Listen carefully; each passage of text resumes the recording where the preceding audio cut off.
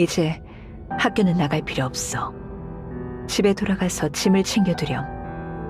3일 뒤 군에서 널 데리러 갈 테니까. 잠깐, 하지만 그럼 에이미는? 엄마는 바빠서 반년에 한 번 정도 집에 들어오잖아. 그런데 나까지 집을 완전히 떠나면 에이미는 어떻게 해?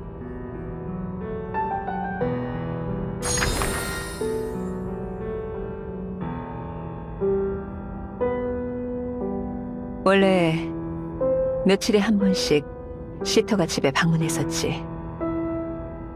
이젠 매일 방문할 거야. 뭐? 그런 문제가 아니라. 케이린, 잘 들어. 엄마가 저번에 말했지. 우리는 세상을 바꾸기 위해 싸워야 한다고. 세상에는 다양한 인간들이 있고 그중 일부는 발전과 번영을 좋게 생각하지 않아. 기득권층의 권력을 유지하기 위해서는 세상에 전쟁과 싸움이 많을수록 좋으니까. 하지만 그렇기 때문에 우리는 그들에게 맞서 힘을 기르고 새 시대를 준비해야 돼. 기억해. 새로운 세상으로 가기 위해 우리는 정령을 통해 진화하고 싸워야 한다고. 그래. 하지만 그러기에 지금 너는 아직 너무 어리고 엄마에게는 힘이 부족해. 그러니 지금은 그들에게 많은 걸 맞춰줘야 하지. 그들의 의향을 따르는 척하면서. 그들은 점령을 만들어낸 내 옆에 강한 힘을 가진 네가 있는 걸 불안해해. 그래서 그들은 너와 나를 떼어놓은 뒤 널 그들의 장기말로 만들려고 하는 거지. 외롭고 힘들겠지만 지금은 그들의 의도대로 움직여줄 수밖에 없어. 물론 우리 둘만 생각한다면 반항하는 건 쉬운 일이지만 주변 사람들이 말려들지도 몰라. 예를 들면 너와 나의 소중한 존재면서 힘이 약한 에이미에게 해코지를 한다든지. 그러니 케이린, 지금은 그들의 말을 따르자. 게다가 어쩌면 이건 오히려 잘된 일일지도 몰라. 언젠가 반드시 와야 했던 순간이니까.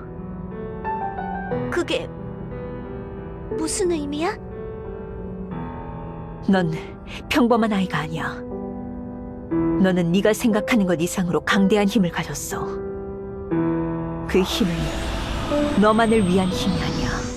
너는 힘을 가지지 못한 사람들을 돕고 지켜줘야만 해. 그것이 바로 이렇게나 큰 힘을 가지고 태어난 너의 의무인 거야. 내 의무.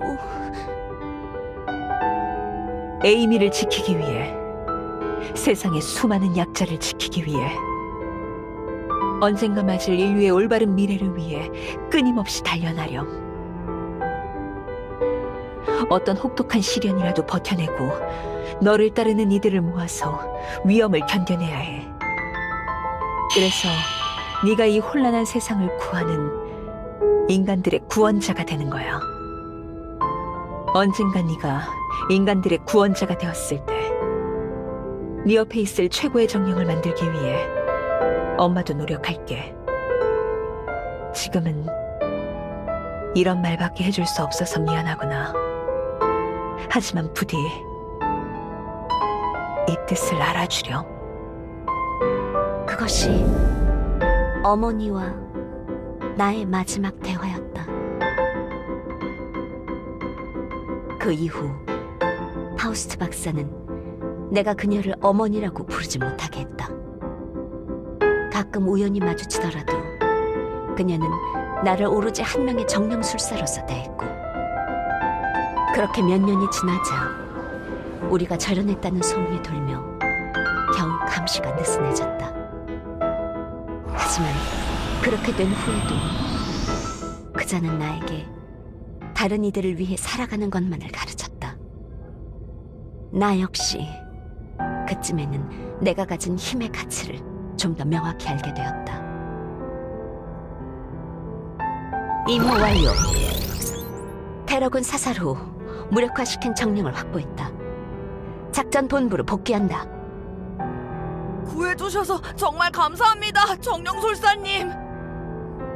역시 케이린 파우스트야. 이번에도 단독으로 최고 등급의 임무를 해치웠다며? 대체 어떻게 해야 저렇게 강해질 수 있는 거지? 내가 당연하게 할 수 있는 일을 누군가는 할 수 없고, 아무도 막을 수 없는 일을 나라면 막을 수 있다. 그렇다면 나는 모두를 위해 살아가는 게 맞았다. 인간을 위해 살고, 인간을 돕고, 인간을 보다 이롭게 할 수 있다면 무엇이든 해야 한다. 케이린 파우스트는 한 명의 인간이기보다 그 목적을 수행하는 도구가 되어야 한다. 케이리는 좋아하는 음식 없어? 초콜릿이랑 사탕 중에서는 뭘 더 좋아해?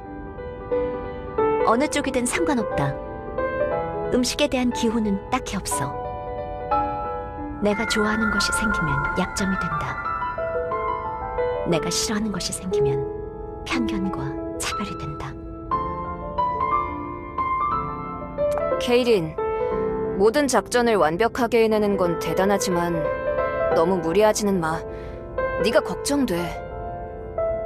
배려 고맙군. 하지만 문제없다.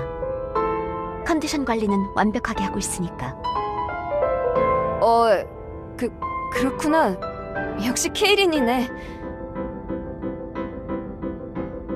내 모든 시간은 훈련을 위해 사용해야 한다. 어떤 혹독한 훈련이든 견뎌내야 한다.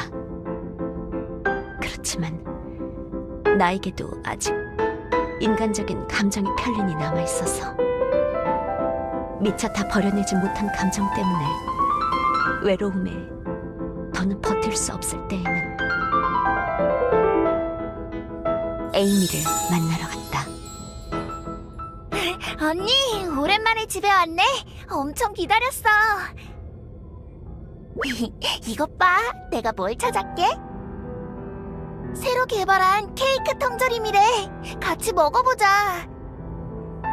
에이미와 있을 때 유일하게 나는 나로서 존재할 수 있었다.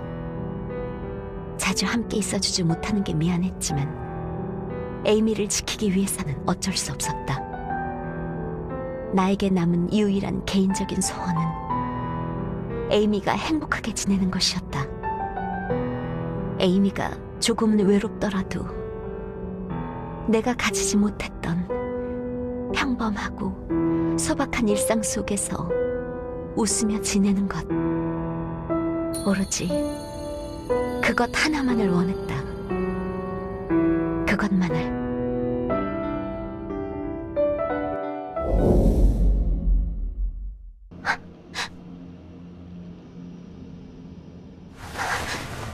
여기는 유적의 심층부인가?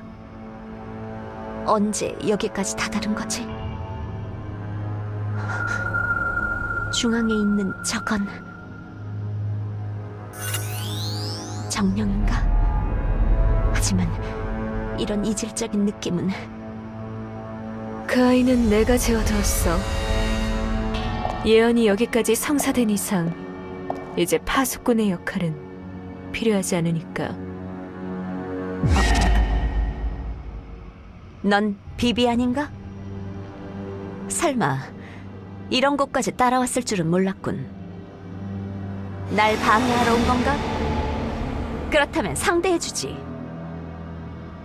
글쎄, 그렇게 묻는다면 내 대답은 그렇다이기도 하고 아니다이기도 해. 하지만 그 전에 먼저 잘 느껴보도록 해. 내가 정말로 너와 마주했던 그 비비안처럼 느껴지나? 무슨 헛소리를. 너 설마?